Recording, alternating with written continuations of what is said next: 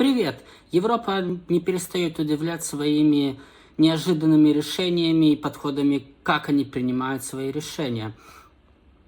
Сегодня вышла статья 10 декабря от Financial Times о том, что Еврокомиссия в срочном порядке готовит новые законодательные нормы в законодательстве Европейского Союза, которые бы позволяли обходить вето или игнорировать интересы национальных стран, когда того требует чрезвычайная ситуация.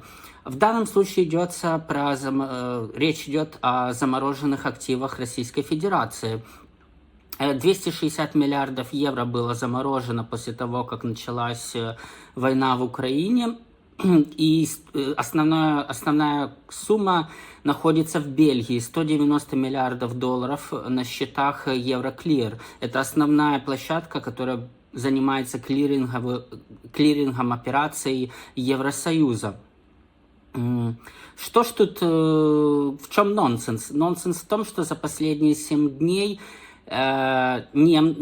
Германия выступила против конфискации или передачи этих активов, Франция выступила против, естественно, Венгрия выступила против любых конфронтаций с Российской Федерацией.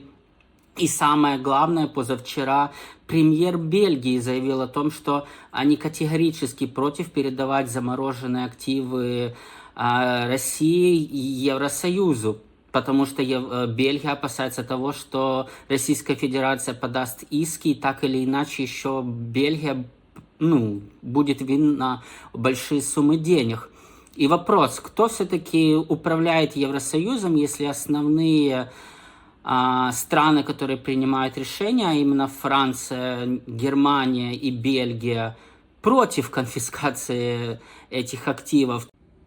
Таким образом, Еврокомиссия полностью игнорирует национальные интересы и руководствуется интересами неизвестно кого. Суть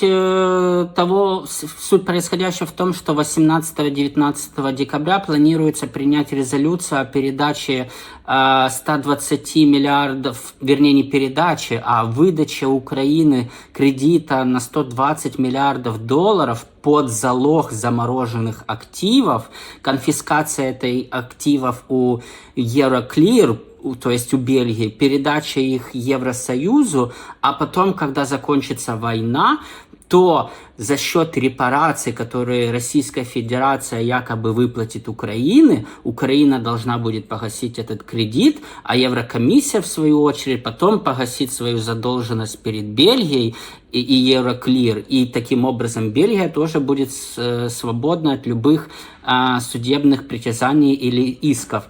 То есть по факту придумали огромную схему, кто кому что должен передать, кто кому что должен сделать, но при этом по факту сказать, что вот кто-то в этом виноват или кто это делает, неизвестно, потому что, во-первых, неизвестно, кто будет возвращать эти деньги по факту.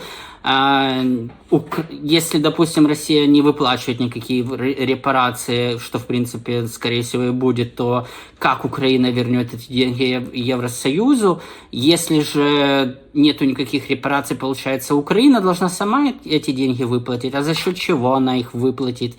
На что эти деньги вообще пойдут? Никаких абсолютно деталей, куда эти деньги собираются пойти, тоже нету. И какая-то двоякая сюрреалистическая ситуация, в которой просто как можно быстрее нужно забрать эти деньги, потому что США против, и ситуация на политической площадке меняется, и Евросоюз, мне кажется, просто, даже не Евросоюз, а Еврокомиссия просто таким образом пытается как можно быстрее придумать, что делать с этими деньгами.